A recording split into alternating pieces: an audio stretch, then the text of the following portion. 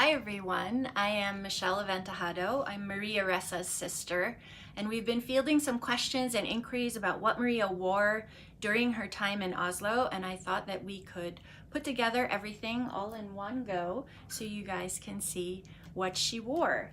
So for a lot of what Maria wears actually has to be for comfort. Not sure if you guys know, she's kind of picky about what she wears. It has to be comfortable, has to be mindful, which is why we thought contacting Nina Corpus from Nina Inabel, we thought it would be wonderful if she could come up with some jackets that would be great. So these weaves are Inabel, which is from Ilocos Norte. Some of the other jackets you'll see are from a town called Pinili, but these are also very geometric and pattern because they're hand woven on a wooden loom. Of course, they take much more time, and that also means that they're much more expensive than a factory woven garment. There's so much that goes into making this.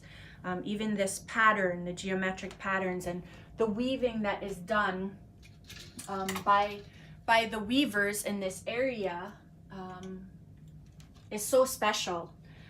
This is one of the other jackets, similar to the one with the red piping. She wore this during some of the press conferences and some of the interviews. I think she wore this for the BBC interview as well. But different, the only difference in this is just the colors of the thread that they use to weave it. Here, this actually, the one with the red piping, she even wore this one to the recording of the hologram. So in the Nobel Peace Center, this one actually will be forever there because she wore this during the recording where she was asked, some really poignant questions about what she does.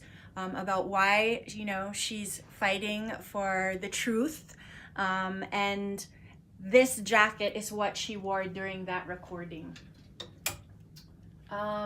Another one that she wore, which is a little bit more casual but a little bit more special in this case. So Dr. Hoven Kuanang from the Pinto Museum, right? So Doc Hoven and Nina have taken a very special interest in the farmers in Ilocos Norte. In this town called Pinili, they actually convinced the farmers to stop farming tobacco and farm the organic cotton.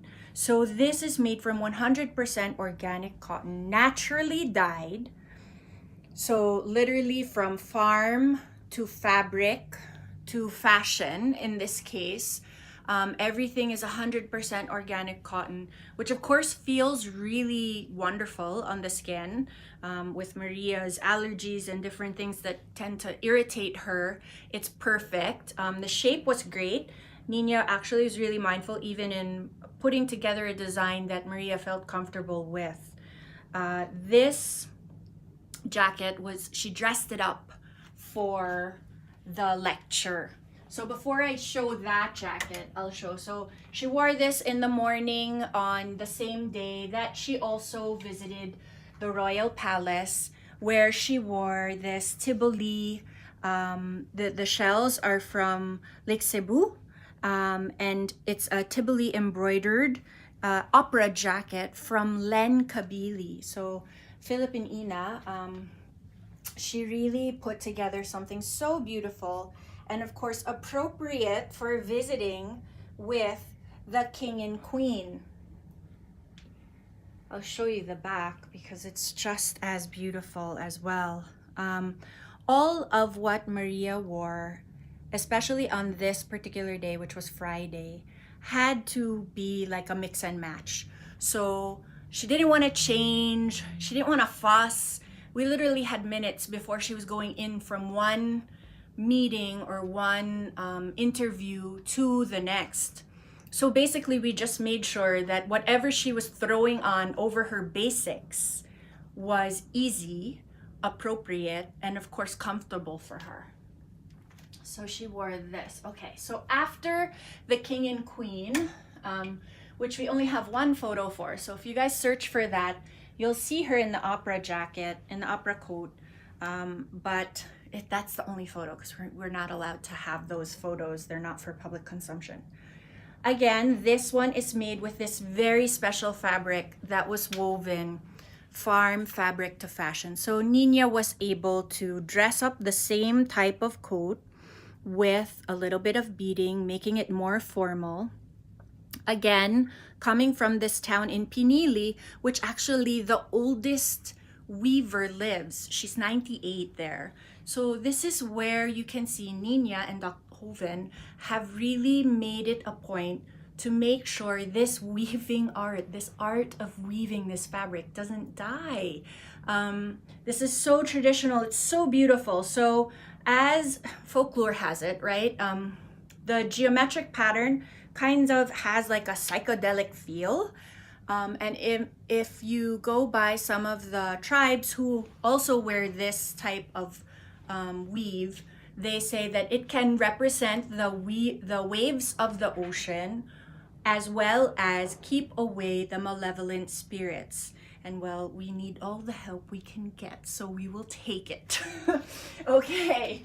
Lastly, for that same Friday, what she wore was the formal, this was for the formal banquet.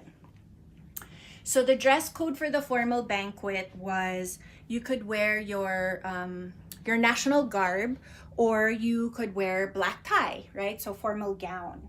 So this Ressa terno, as Len Kabili calls it, was perfectly designed, knowing that Maria didn't want to wear a gown, but that she wanted to be comfortable in what she was wearing and still, of course, wear her Pinoy pride, right? So the terno, of course, the sleeves, but here the beading and the embroidery was inspired by San Sebastian Church.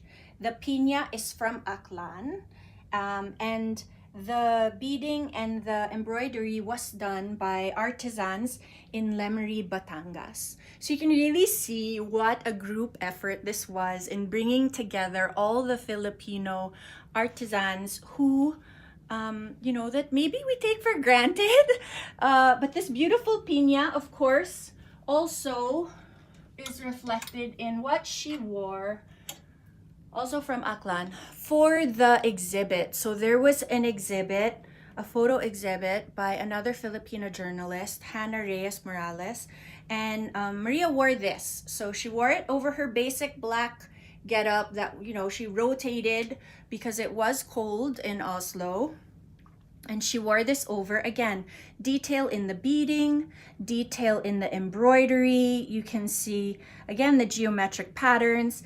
It's fun. It's a fun pattern. Of course, it's formal.